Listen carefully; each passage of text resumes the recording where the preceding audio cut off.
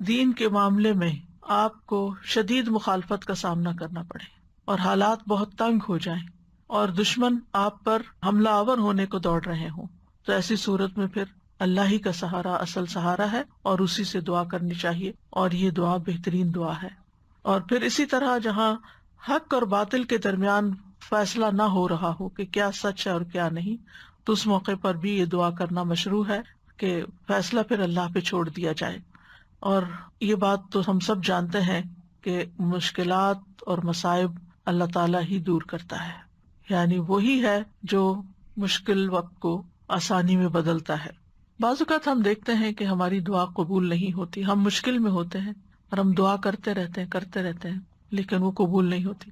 تو پہلے تو ہمیں یہ بات یاد رکھنی چاہیے کہ قبول ہو چکی ہوتی ہے، لیکن اس کی وہ شکل نہیں ہوتی جو ہمیں پسند ہوتی یا جس شکل میں ہم چاہتے ہیں۔ ایک تو یہ ہے کہ جو ہم مانگ رہے ہیں وہ چیز ہمیں فوراً ویسی کی ویسی مل جائے۔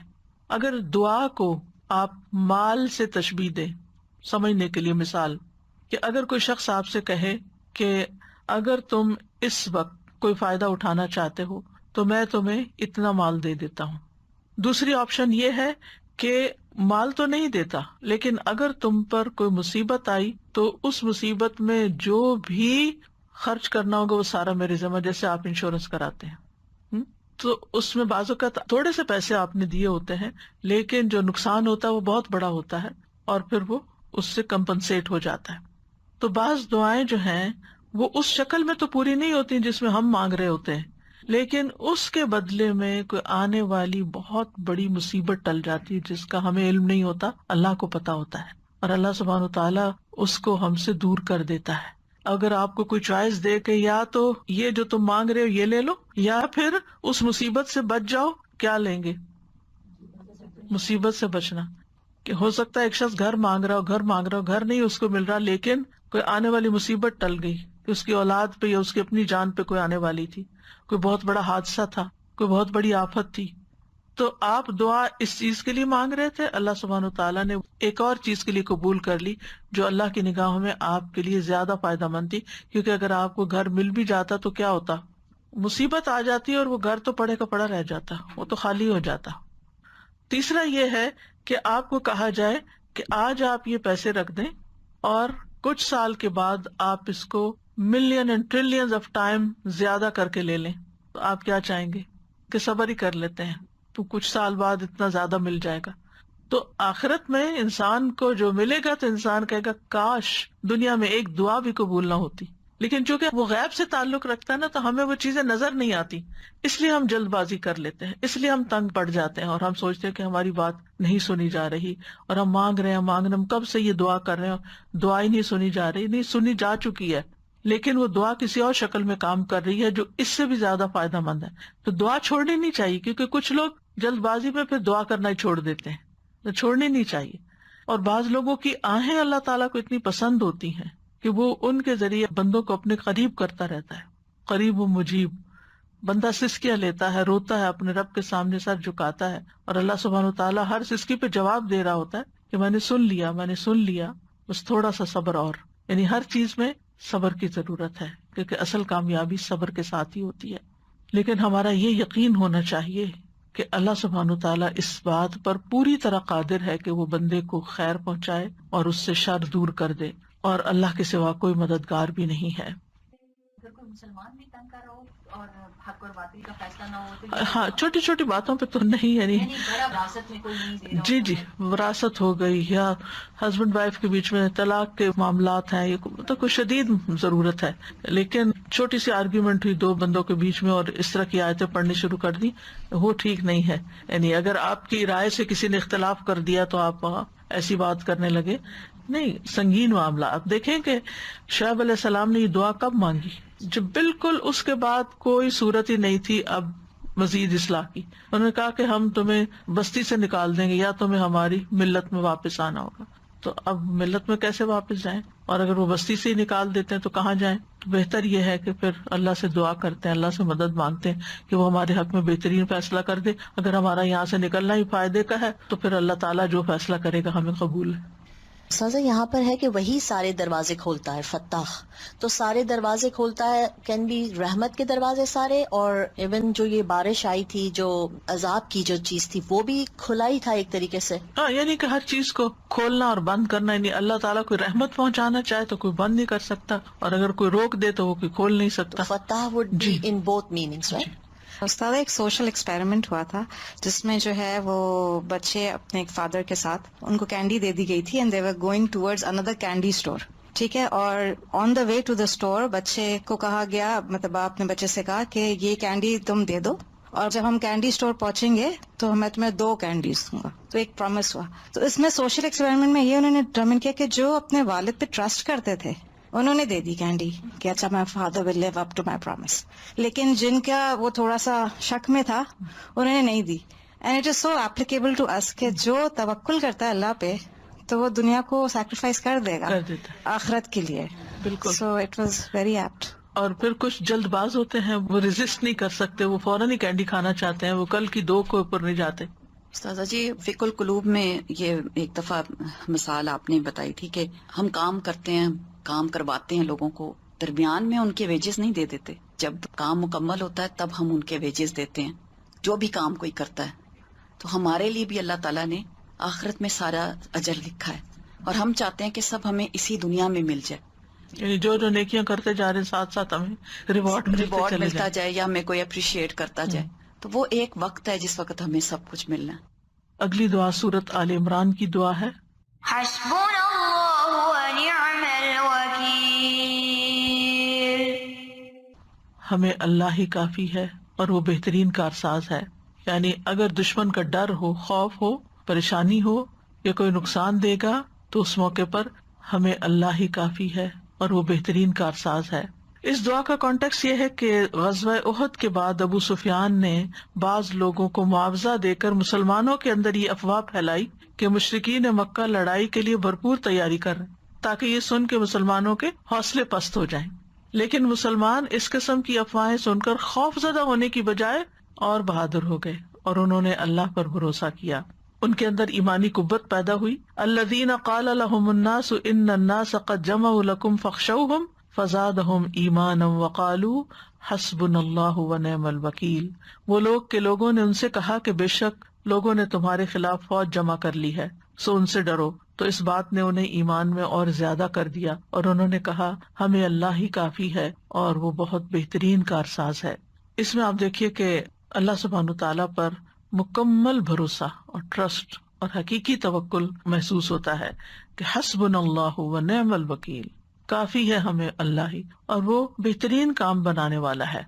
ابن عباس کہتے ہیں کہ یہ کلمہ حسبنا اللہ ونعم الوکیل، اس کو ابراہیم علیہ السلام نے اس وقت کہا تھا جب انہیں آگ میں ڈالا گیا تھا. انہوں نے اللہ تعالیٰ کی مدد لی، اور یہی کلمہ محمد صلی اللہ علیہ وسلم نے اس وقت کہا تھا جب لوگوں نے مسلمانوں کو ڈرانے کے لیے کہا تھا کہ لوگوں نے تمہارے خلاف فوج جمع کر لی ہے، یعنی ابو سفیان وغیرہ نے. تو اس بات نے انہیں ایمان میں اور زیادہ کر دیا. حسبنا کا لفظ جو ہے حسبہ سے ہے، اس کا مطلب ہے کفایت کرنا، کافی ہونا، یعنی کافی ہے، انف ہے، اس کے بعد کسی اور کی ضرورت نہیں. یعنی اللہ سبحانہ تعالیٰ اپنی عظمت، قدرت، حکمت اور جلال کی بنا پر ہمارے لیے کافی ہے. اللہ تعالیٰ اپنی تدبیر اور قوت کے ساتھ مومن سے ہر خطرے کو ٹال دیتا ہے. جس چیز سے بھی مومن کو ڈر لگتا ہے، ہر دشمن کو دور کر دیتا ہے جو مومن کو نقصان پہنچانا چاہتا ہے. تو حفاظت کا بہترین کلمہ ہے یہ، جس میں اللہ تعالیٰ کی مدح بھی ہے. آج صبح میں غور کر رہی تھی دعاؤں پر کہ ہر دعا کے اندر یا اللہ تعالیٰ کی تعریف ہے، اللہ تعالیٰ کے نام ہیں جن کا واسطہ دیا گیا ہے، اور یا کہیں اپنی غلطی کا اعتراف ہے، اور اسی طرح یعنی اللہ سبحانہ تعالیٰ کے اسماء کا ذکر ہے، کہیں اللہ کی توحید کا ذکر ہے، کہیں اللہ تعالیٰ کی ربوبیت کا ذکر ہے، کہیں اللہ تعالیٰ کی کچھ اور صفات کا ذکر ہے. حقیقت یہ ہے کہ اللہ سبحانہ تعالیٰ ہی ہمارا ضامن ہے ہر معاملے میں، جس میں ہم اللہ تعالیٰ کے حوالے اپنا کام کر دیتے ہیں. وہی کفیل ہوتا ہے، وہی نگران ہوتا ہے. قرآن مجید میں آتا ہے اللہ خالق کل شیء وہو علی کل شیء وکیل. اللہ ہر چیز کو پیدا کرنے والا ہے اور وہ ہر چیز پر نگہبان ہے، ہر چیز کی حفاظت بھی وہی کر رہا ہے. زمین پہ جتنے بھی جاندار ہیں سب کی پیشانی کے بال اس کے قبضے میں ہیں، یعنی سب اس کے کنٹرول میں ہے۔ اللہ تعالیٰ کی کفایت دو طرح کی ہے، ایک کفایت عام ہے اور ایک کفایت خاص ہے۔ کفایت عام میں اللہ سبحانہ تعالیٰ ان تمام چیزوں میں بندوں کو کفایت کرتا ہے جو انہیں دین و دنیا کے معاملے میں پریشان کریں، یعنی کسی بھی قسم کے فائدوں کا حصول اور نقصان کا دور ہونا۔ خاص کفایت کیا ہے؟ اللہ کے متقی بندوں کی کفایت اور توکل کرنے والوں کو کافی ہونا، جس کے ساتھ اللہ تعالیٰ ان کی دین اور دنیا کو درست کر دیتا ہے۔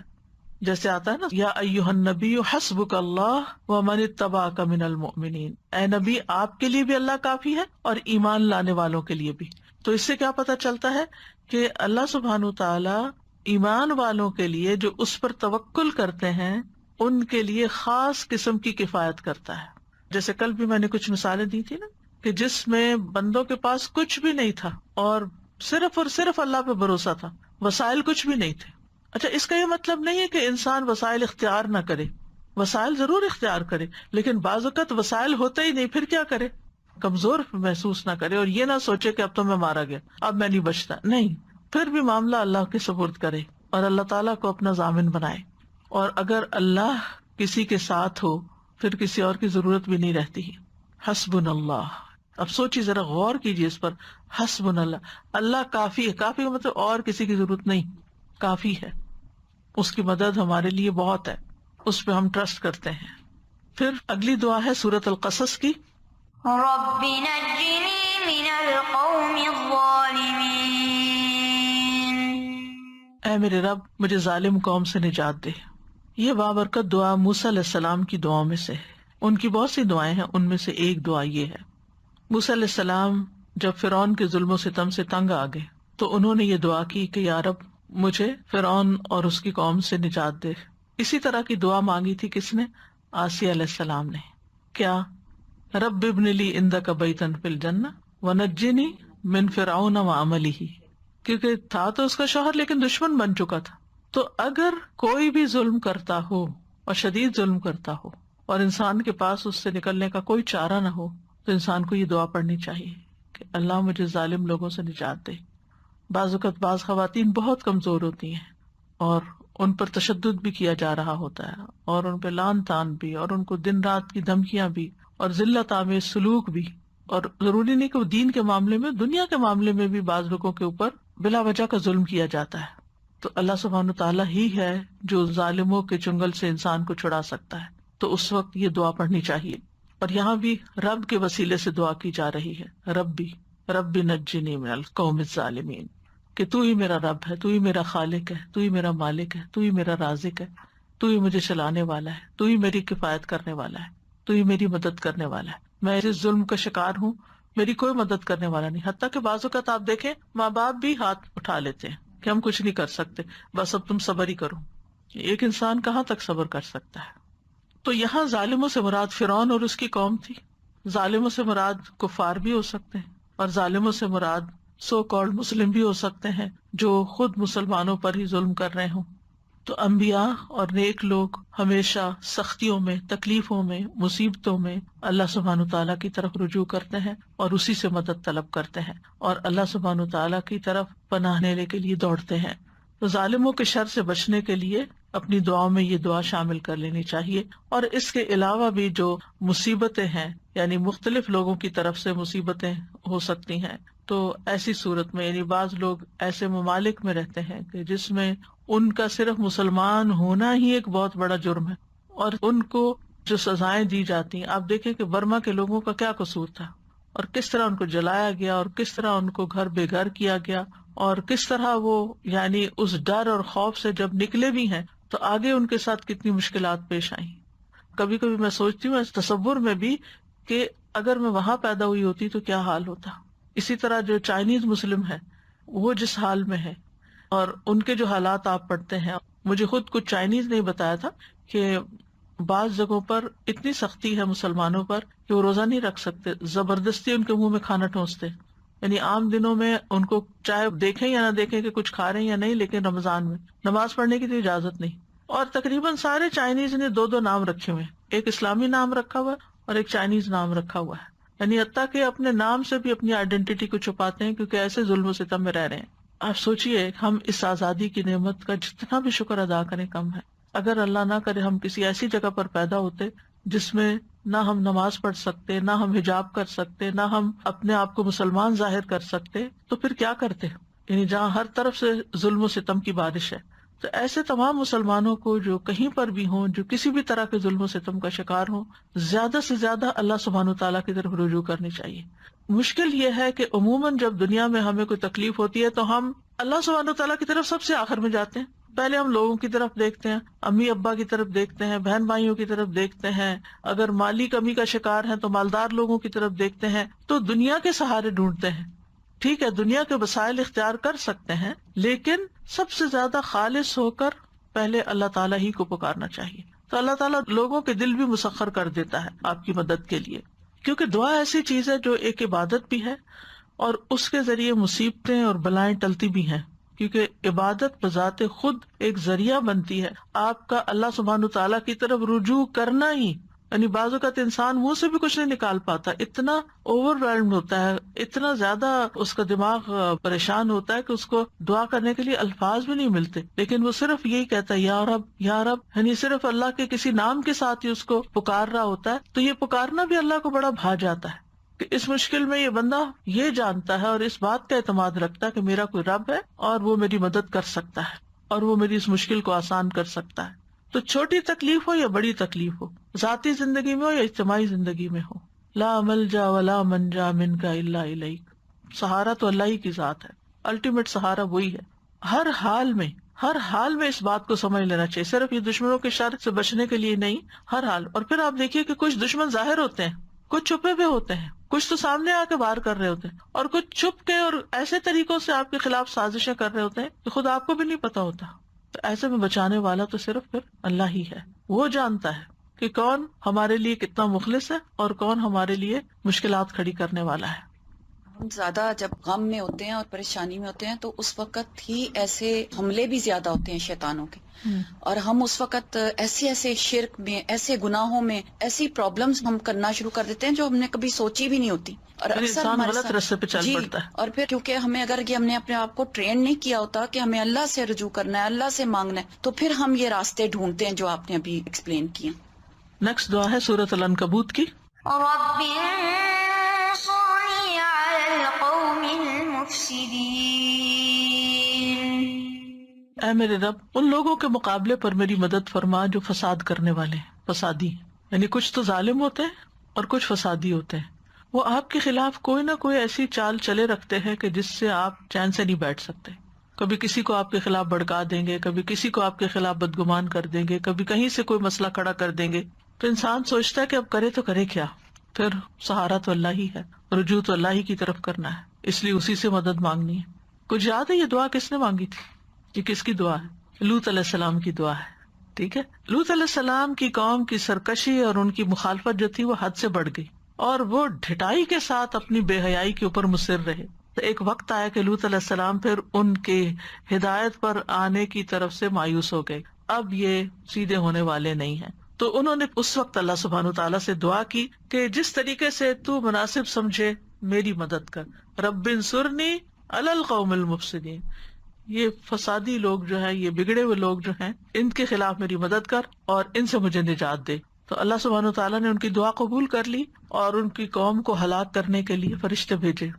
یاد رکھیے کہ جتنے بھی پیغمبروں نے اپنی قوم کے خلاف دعائیں کی ہیں، یہ اس وقت کی ہیں جب انہیں یہ یقین ہو گیا کہ اب یہ ایمان نہیں لائیں گے. یعنی یہ نہیں کہ انہوں نے دعوت دی اور وہ نہیں مانے تو کہا اللہ ان کو برباد کر. ایسا نہیں ہوا، کسی پیغمبر نے ایسا نہیں کیا. تو اس لیے اگر دین کے راستے میں آپ کو کوئی مشکلات آ رہی ہیں، کوئی روڑے اٹکا رہا ہے، کوئی مسائل کھڑے ہو رہے ہیں یا کوئی سختی تنگی ہے، تو یہ نہیں کہ پہلے ہی مشکل پر آپ بد دعائیں دینا شروع کر دیں. نہیں، اس کو دعا کی بنسبت بد دعا کہا جا سکتا ہے، کیونکہ علی القوم الخلاف مانگی جا رہی ہے. جب انسان ہر طرح کا اپنا وسیلہ اختیار کر چکے اور ویسے بھی اللہ تعالیٰ سے دعا کرتا رہے، مدد مانگتا رہے، لیکن دشمن کے خاتمے کی دعا اس وقت جب پھر کوئی اور چارہ نہ ہو، جب تھریٹ آ جائے، جان کا خطرہ ہو، عزت کا خطرہ ہو، اس وقت. نیکسٹ دعا ہے سورۃ النساء کی. ربنا أخرجنا من هذه القرية الظالم أهلها واجعل لنا من لدنك وليا واجعل لنا من لدنك نصيرا. اے ہمارے رب، ہمیں اس بستی سے نکال جس کے رہنے والے ظالم ہیں، اور ہمارے لیے اپنے پاس سے کوئی حمایتی بنا دے، اور ہمارے لیے اپنے پاس سے کوئی مددگار بنا دے. حمایتی اور مددگار مانگ رہے ہیں.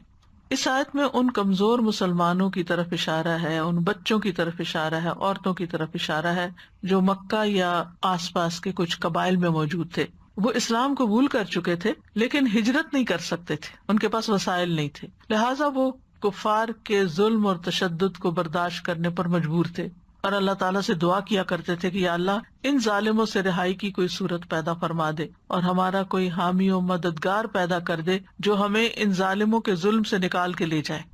تو ربنا اخرجنا من هذه القریہ، تو قریہ سے مراد یہاں مکہ ہے، لیکن اس کے علاوہ آج بھی جس قریہ، جس علاقے، شہر، ملک میں کوئی ظلم و ستم کا شکار ہے، وہ اس کو ذہن میں رکھ کے دعا مانگ سکتا ہے. اور پھر یہ کہ یہاں ولی اور نصیر کی بات کی گئی ہے، یعنی ولی جو ہمارے معاملے کی سرپرستی کرے، ہمارے حق میں کوئی لڑے، ہماری طرفداری کرے، اور نصیر جو ہے وہ دشمن کے خلاف ہماری مدد کرے. تو ولی اور نصیر جب کسی جگہ پر اکٹھے ہوتے ہیں یعنی ایک آیت کے اندر، تو ولی وہ ہوتا ہے جو نفع پہنچائے اور نصیر وہ ہوتا ہے جو نقصان کو دور کرے. اور اگر یہ الگ الگ آئے تو ان میں دونوں معنی شامل ہوتے ہیں. تو اللہ سبحانہ وتعالیٰ نے ان کمزور مسلمانوں کی دعا قبول کر لی، اور بعض کے لیے اللہ نے مدینہ آنا آسان کر دیا، اور بعض ایسے تھے کہ جو دعائیں مانگتے رہے تو ایک وقت آیا کہ اللہ تعالیٰ نے مکہ فتح کرا دیا، اور یہ سارے کے سارے لوگ اس ظلم و ستم سے باہر آ گئے.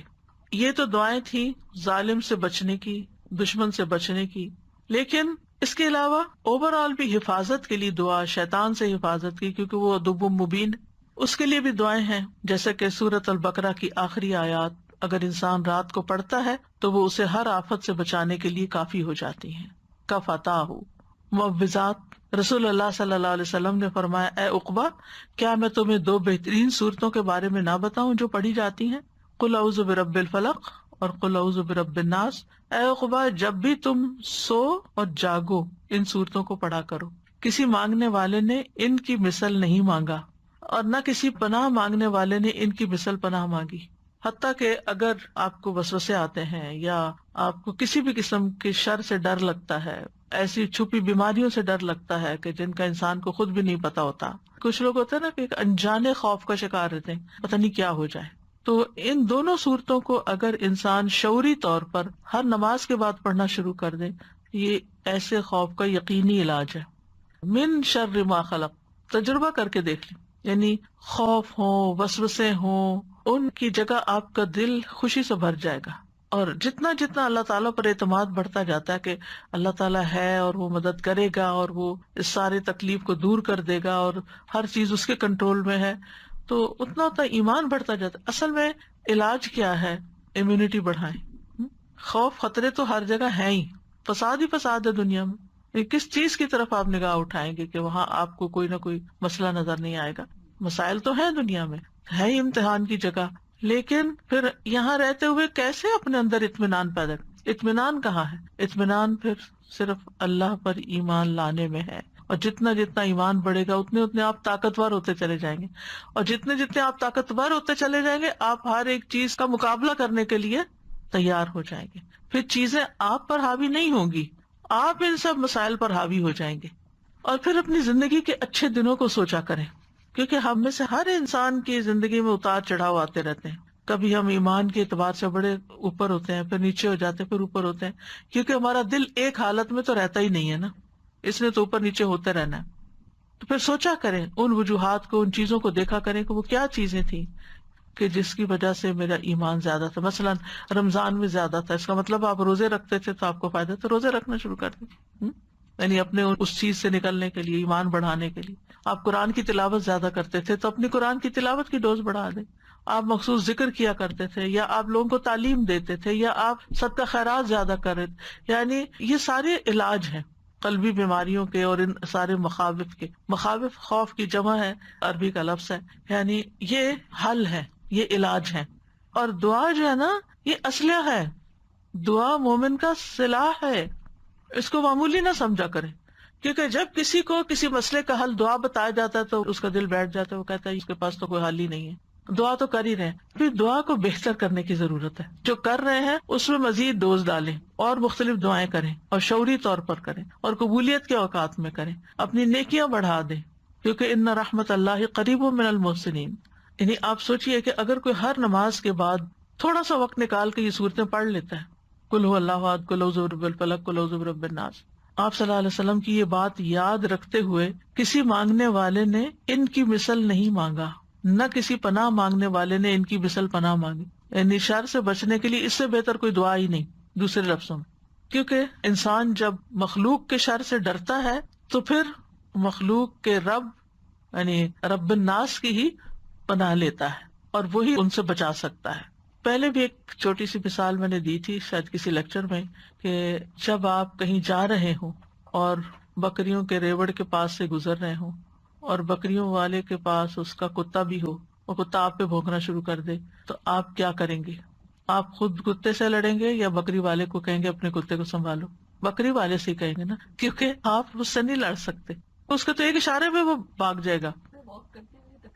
بالکل ہر روز ہی آپ اگر واک کرتے ہیں اسٹریٹ پہ تو آپ کو تجربہ ہوتا ہے کہ جب آپ کتے کے پاس سے گزرتے تو آپ کس کو دیکھنا شروع کر دیتے ہیں؟ کتے والے کو دیکھنا شروع کر دیتے کہ اس کو سنبھالو کہ مجھے نہ یہ کرے کچھ، دور سے ہی۔ تو بہرحال اسی طرح بہت سے لوگ آپ کے خلاف باتیں کرنے والے ہو سکتے ہیں، آپ کا مذاق اڑانے والے ہو سکتے ہیں آپ کے دین کی وجہ سے یا کسی بھی اور وجہ سے، تو پھر آپ ان سب سے لڑ نہیں سکتے، ان کا منہ بند نہیں کر سکتے۔ آپ ان کا جو مالک ہے نا اور ان کا جو رب ہے اور جس کے کنٹرول میں یہ سارے، آپ اس سے فریاد کریں کہ یا اللہ تو ان سب سے مجھے کافی ہو جا، ان کو سنبھال لے۔ پھر اسی طرح ایک اور دعا ہے، اللہم انی اعوذ بک من جہد البلاء ودرک الشقاء وسوء القضاء وشماتۃ الاعداء۔ اے اللہ بے شک میں تیری پناہ مانگتا ہوں سخت مصیبت، بدبختی کے لاحق ہونے سے، بری تقدیر سے اور دشمنوں کے خوش ہونے سے۔ جو دعائیں ایپ ہے اس میں یہ ساری دعائیں جو میں آپ کو بتا رہی ہوں ساتھ ساتھ اس کو اپڈیٹ بھی کروا رہی ہوں، اس کے اندر ڈلواتی بھی جا رہی ہوں کہ کوئی چیز چھوٹے نہ، کیونکہ بعض اوقات لوگ آتے ہیں تو کہتے ہیں وہ جو فلاں لیکچر میں آپ نے ایک دعا پڑھی تھی نا وہ بتا دیں۔ اب وہ کہاں سے نکال کے انسان کہاں لکھ کے آپ کو دے اور پھر آپ وہ کاغذ کہاں سنبھالے پھریں گے، تو بہتر یہ کہ وہ ایپ ڈاؤن لوڈ کر لیں اور اس میں سے ڈھونڈ لیں۔ ابو ہریرہ رضی اللہ عنہ سے روایت ہے کہ نبی صلی اللہ علیہ وسلم آزمائش کی مشقت سے، بدبختی کے آنے سے، برے خاتمے سے اور دشمن کے ہنسنے سے اللہ کی پناہ مانگا کرتے تھے۔ یہ ساری چیزیں کتنی تکلیف دہ ہے نا، کہ جہد البلا، آزمائش کی مشقت۔ ایک اور قول ہے کہ اس سے مراد شدت، یعنی آزمائش کی شدت، کہ امتحان ہے اور شدید امتحان ہے۔ ایک بیماری ہوتی ہے، ہلکی بیماری ہوتی ہے، اور ایک ہوتی ہے سخت تکلیف دے کہ انسان کو کسی پل چین نہیں ہوتا، چاہے جسمانی ہو چاہے قلبی ہو۔ پھر اسی طرح درک الشقاء، بدبختی، بد نصیبی، چاہے دنیا کی ہو یا آخرت کی، دونوں طرح۔ اسی طرح سوء القضاء، اس میں مال، اولاد، اہل و عیال، خاتمہ، قیامت کا دن سب شامل ہے۔ سوء القضاء، اللہ بری تقدیر سے ہر جگہ، مجھے بھی، میری اولاد کو بھی، اور مال میں بھی، اور میرے انجام میں بھی، ہر جگہ تو مجھے محفوظ رکھنا اس سے۔ ابن بطال کہتے ہیں شماتت الاعداء وہ بات ہے جو دل کو تکلیف پہنچاتی ہے اور نفس پہ انتہائی گراں گزرتی ہے۔ یعنی آپ نے دیکھا ہوگا کہ بعض لوگ ایک چھوٹی سی بات کرتے ہیں آپ کو، وہ آپ کے دل میں اتنی چبھ جاتی ہے کہ آپ سارا دن اس کو نکال نہیں پاتے، حالانکہ جس وقت وہ کر رہا ہوتا ہے اس وقت وہ کوئی بڑی بات نہیں ہوتی، وہ کر کے چلا جاتا ہے، لیکن آپ سوچتے ہی رہ جاتے، اسی کو ہی سوچے چلے جاتے ہیں۔ پوائزنس ہوتی ہے، جیسے کوئی کانٹا چبھ جاتا ہے نا، کچھ کانٹے ہوتے ہیں آپ چبھتے ہیں نکال دیتے ہیں بات ختم، اور کچھ کانٹے تو نکل جاتے ہیں لیکن اس کے بعد جو اس جگہ کا حال ہوتا ہے وہ خارش کئی دن تک چلتی ہے۔ جو چپ کے اندر ہی رہ جائیں تو وہ تو بہت ہی زیادہ تکلیف، ان سے تو دھیان ہٹتا ہی نہیں۔ پھر ایک اور دعا ہے اللہم انی اعوذ بک من غلبۃ الدین وغلبۃ العدو وشماتۃ الاعداء۔ ان سب دعاؤں کو اس لیے اختیار کیا گیا کہ اس میں دشمنوں کا لفظ آ رہا ہے، ٹھیک ہے۔ اے اللہ میں تیری پناہ چاہتا ہوں قرض کے غلبے سے، دشمن کے غلبے سے، اور میری مصیبت پر دشمنوں کے خوش ہونے سے۔ یہ دعا بھی نبی صلی اللہ علیہ وسلم کی دعاؤں میں شامل تھی اور اکثر اس کو پڑھا کرتے تھے۔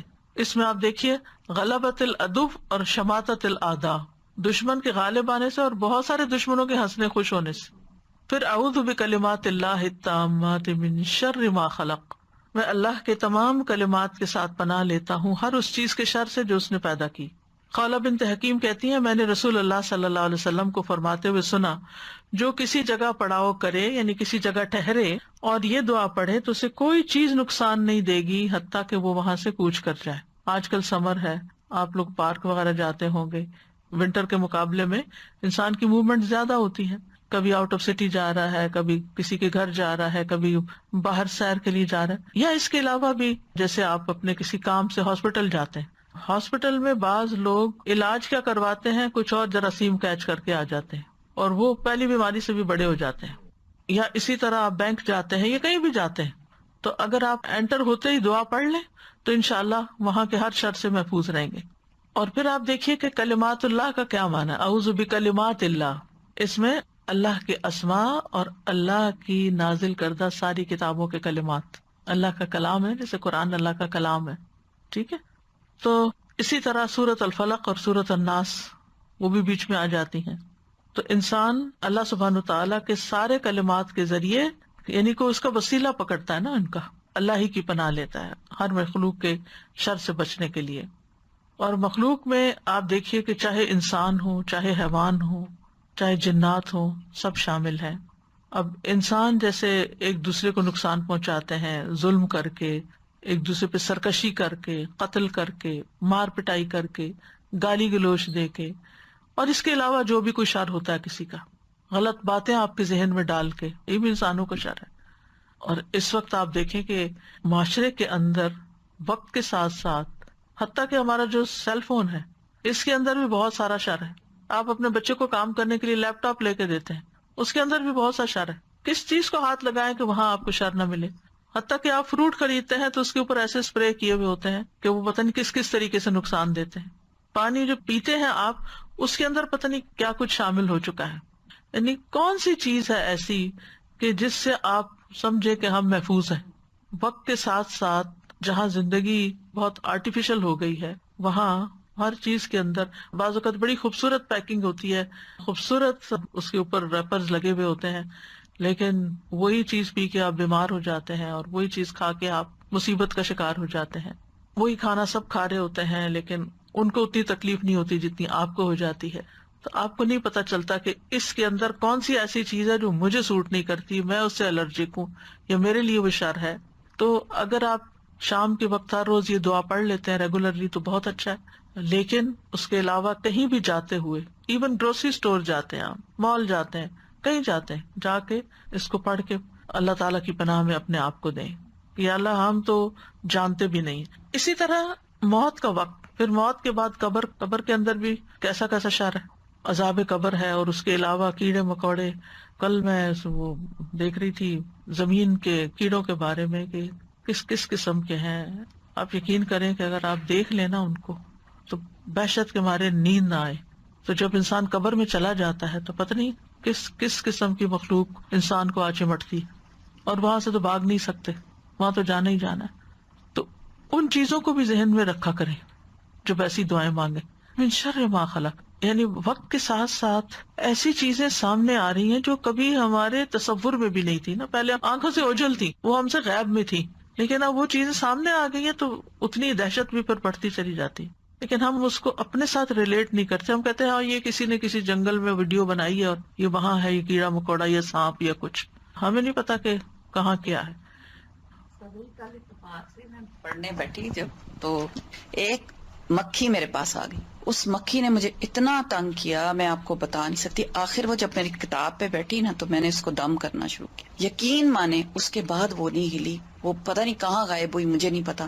میں نے اللہ کی پناہ لی نا، یقین کریں اس کے بعد وہ نہیں آئی کہ اللہ تعالیٰ کی پناہ میں اتنی سی چھوٹی سی چیز بھی۔ چھوٹی سی چیز، نمرود جیسے مغرور بادشاہ کو ایک مچھر نے ہلاک کر دیا تھا۔ تو آپ کو نہیں پتا کہ کون سی چیز، آپ دیکھیے کہ کینسر کیا چیز ہے، یعنی ایک سیل کا بگاڑ اور وہ اتنا ملٹی پلائی ہونا شروع ہو جاتا ہے غلط طریقے سے کہ انسان کی جان لے لیتا ہے۔ You never know. اور کچھ چیزیں تو ہم دیکھ لیتے ہیں، یہ دیکھ لیں گے، لیکن زیادہ تر تو شر ہماری آنکھوں سے چھپا ہوا ہے، ہمیں تو پتہ بھی نہیں ہے کہ آگے کیا کیا پیش آنے والا ہے۔ تو پناہ تو اللہ کے پاس ہے، اس لیے ان دعاؤں میں کوتاہی نہیں کرنی چاہیے۔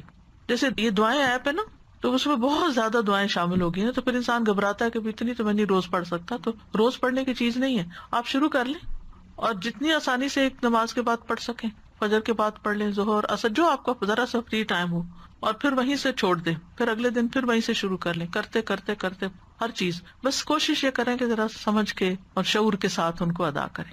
کچھ لوگ ہوتے ہیں کہ جن سے آپ کو ملنا بھی ضروری ہوتا ہے، قریبی رشتے داروں میں ہوتے ہیں، لیکن وہ جب ملتے ہیں کوئی نہ کوئی ہرٹ فل بات کرتے ہیں، وہ کوئی نہ کوئی ایسی بات ضرور کریں گے کہ جس سے آپ کے اندر تکلیف شروع ہو جاتی ہے.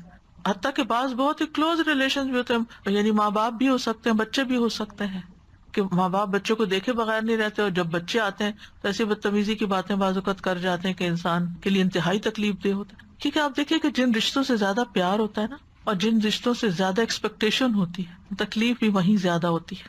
تو حتیٰ کہ انسان یہ کہے کہ اللہ مجھے اپنی اولاد ہی کے شر سے یا جو بھی کوئی اور تکلیف دینے والا ہے اس سے بھی محفوظ رکھ. پھر اسی طرح جن و انس وغیرہ تو ہو گئے، خود انسان کے اپنے نفس کے اندر بھی شر ہے، ٹھیک ہے نا.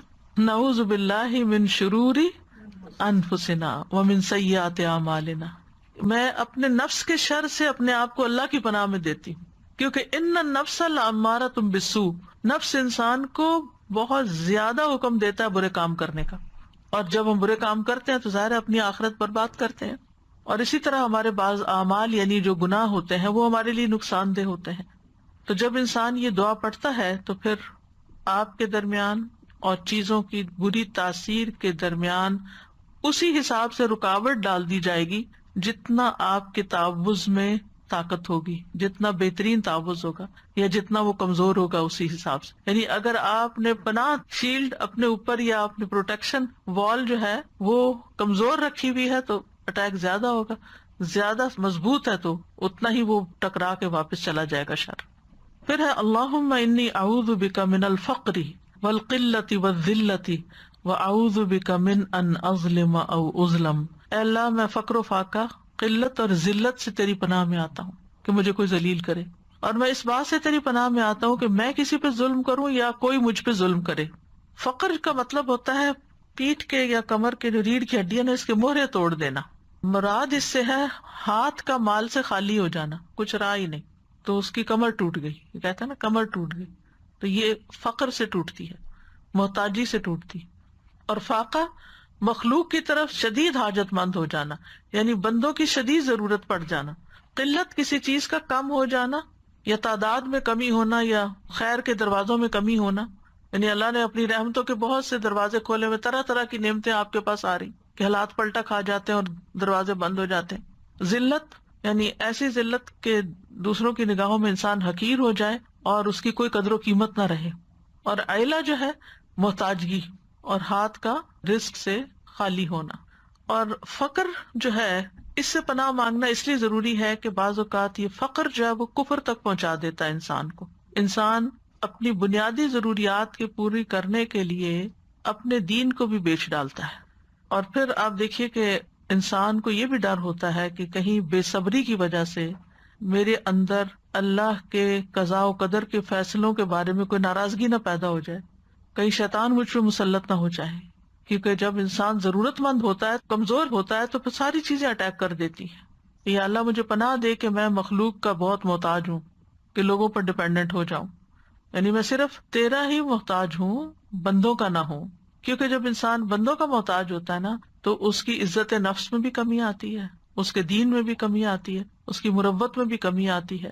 ایسے بندے کو لوگ حقیر سمجھنا شروع کر دیتے ہیں جب بندہ بندوں کا محتاج ہوتا ہے. اور اسی طرح جب قلت ہوتی ہے چیزوں کی تو پھر کبھی انسانوں کی قلت ہو جاتی ہے، مددگاروں کی قلت ہو جاتی ہے، رشتوں کی قلت ہو جاتی ہے، ایک کے بعد ایک رشتہ چلا جاتا ہے دنیا سے.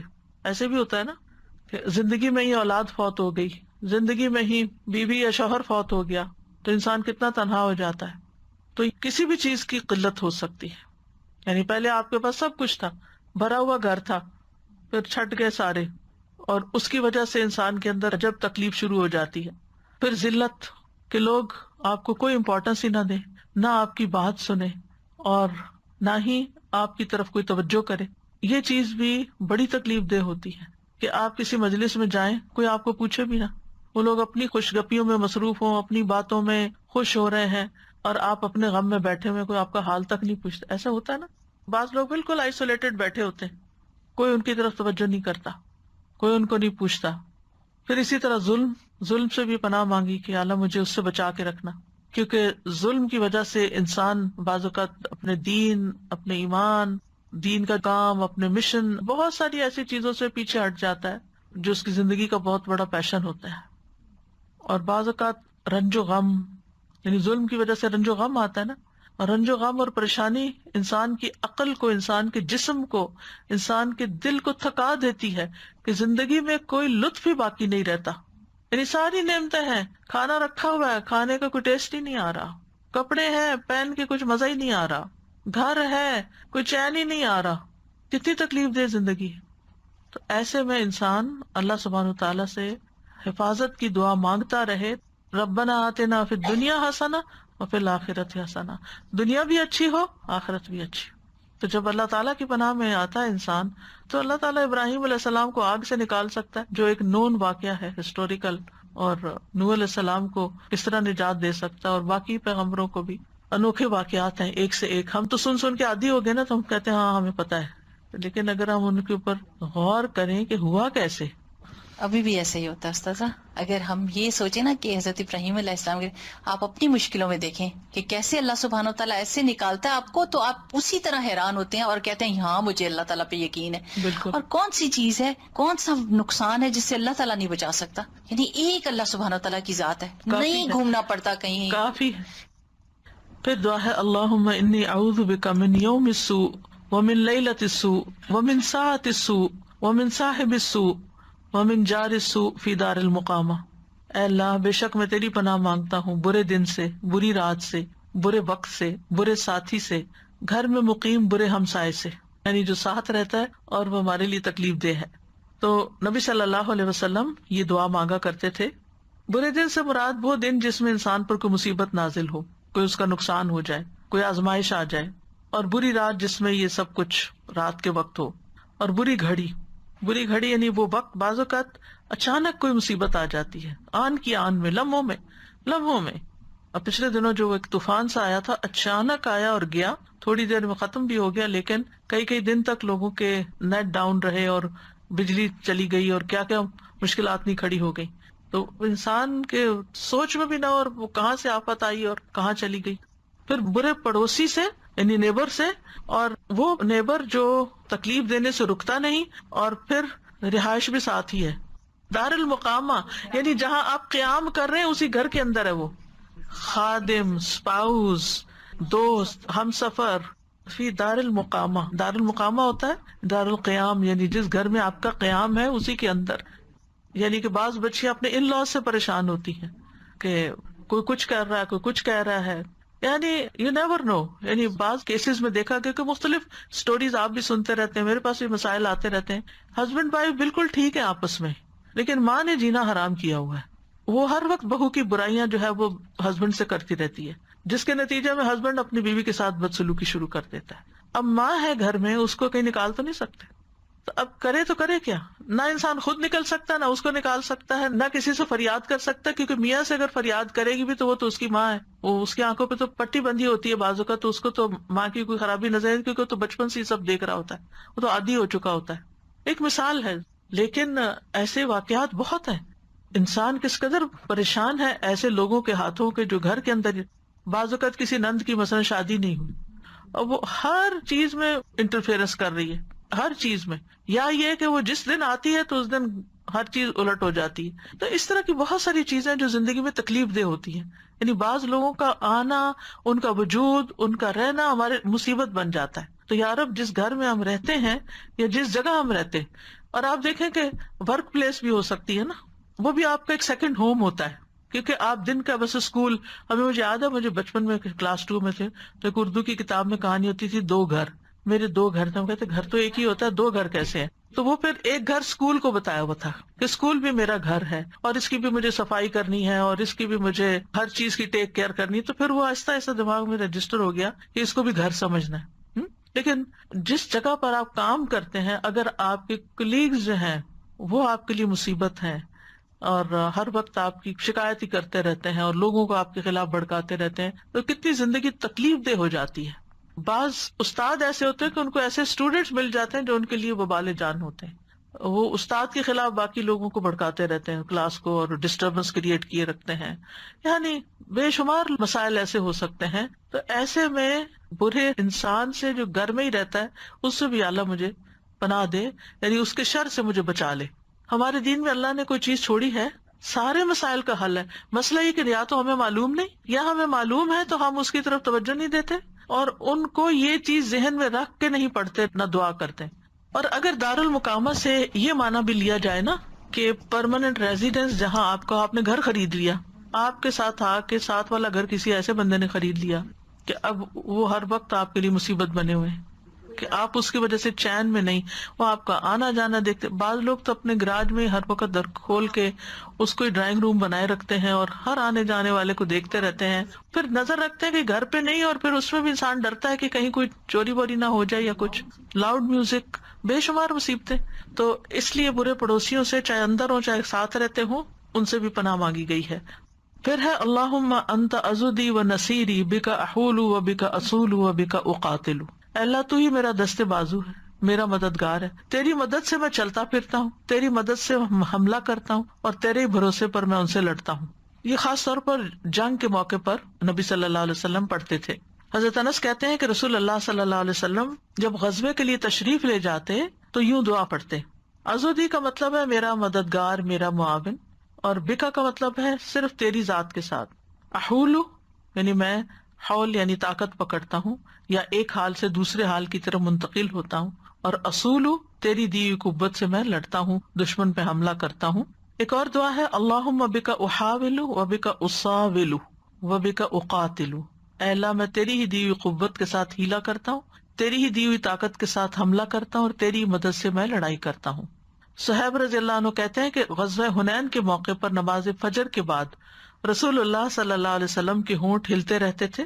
اس سے پہلے کبھی آپ نے ایسا نہیں کیا تھا، یعنی فجر کے بعد مسلسل کچھ پڑھ رہے تھے. ہم نے کہا اللہ کے رسول، ہم نے آپ کو وہ کرتے دیکھا ہے جو پہلے نہیں دیکھا، آپ ہونٹوں کو کیوں ہلا رہے ہیں؟ آپ نے فرمایا پہلی امتوں میں ایک پیغمبر تھے، انہیں اپنی امت کی تعداد پر اطمینان اور خوشی ہوئی تو انہوں نے کہہ دیا یہ لوگ کبھی شکست نہیں کھا سکتے.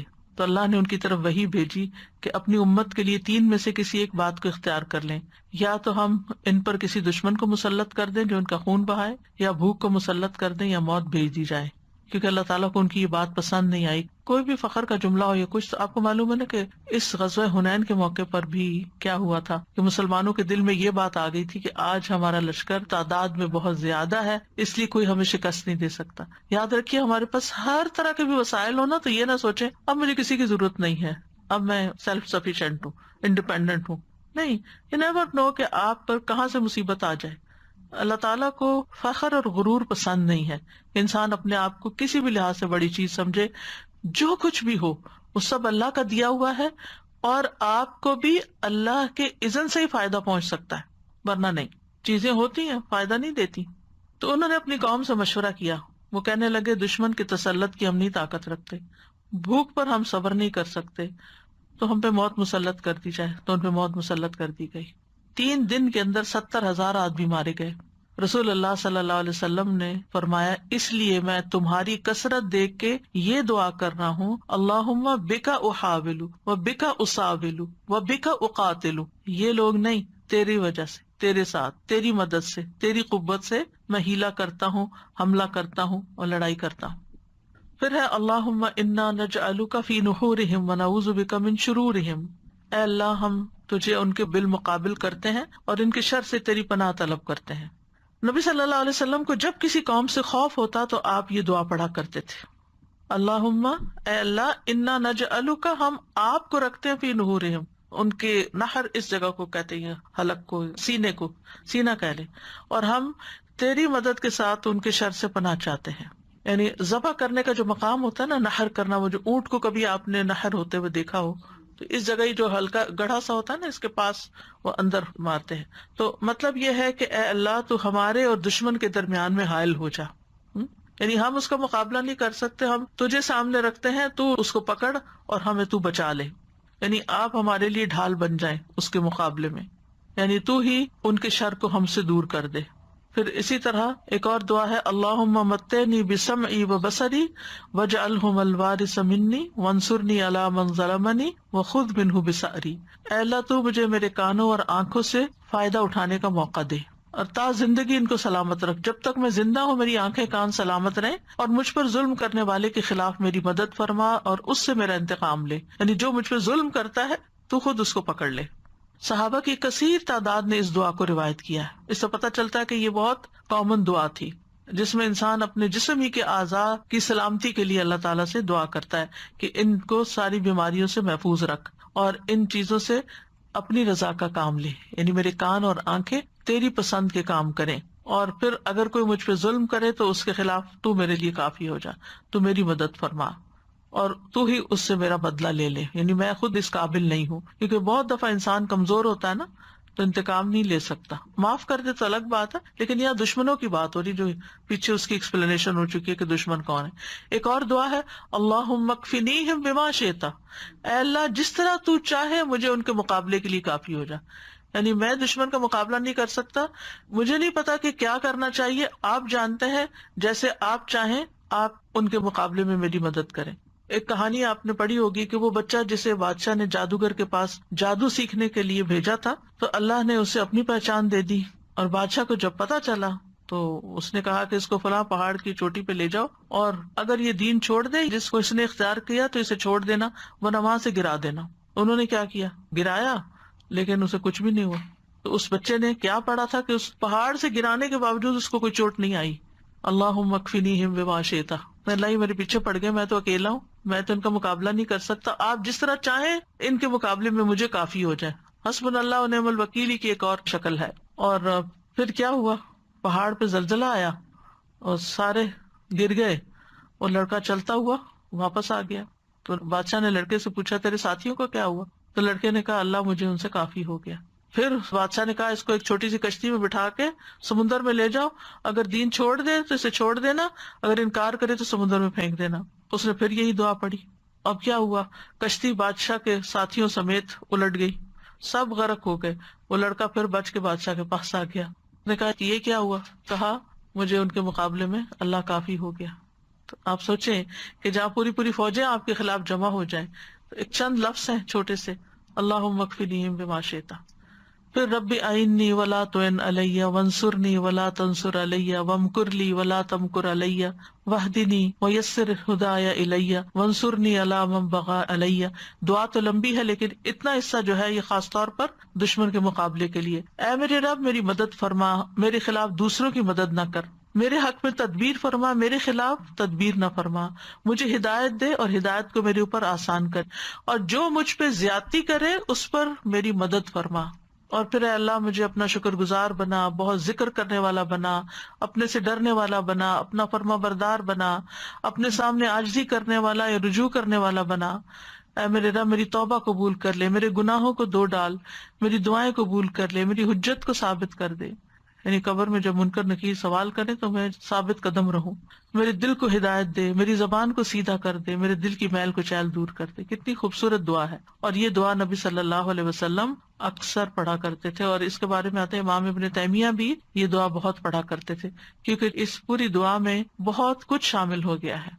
پھر اسی طرح اللہم رب السماوات السبع ورب العرش العظیم کن لی جارا من فلان بن فلان واحزابہ من خلائقک ان یفرط علی احد منہم او یطغى عز جارک وجل ثناؤک ولا الہ الا انت. اے اللہ 7 آسمانوں کے رب اور عرش عظیم کے رب، تو میرے لیے پناہ بن جا.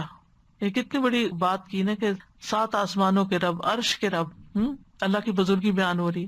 فلاں بن فلاں اور اس کے گروہ کے مقابلے میں جو تیری مخلوق میں سے ان میں سے کوئی مجھ پہ زیادتی کرے یا سرکشی کرے ان کو اس بات سے روک دے. تیری پناہ بہت مضبوط ہے، تیری تعریف بڑی شان والی ہے، تیرے سوا کوئی معبود نہیں.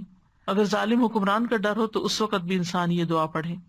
اور اسی طرح اللہ اکبر، اللہ اعز من خلقه جميعا، اللہ اعز مما اخاف واحذر، اعوذ باللہ الذی لا الہ الا هو الممسک السماوات السبع ان یقعن علی الارض الا باذنہ من شر عبدک فلان وجنوده واتباعه واشیائه من الجن والانس، اللہم کن لی جارا من شرهم جل ثناؤک وعز جارک وتبارک اسمک ولا الہ غیرک۔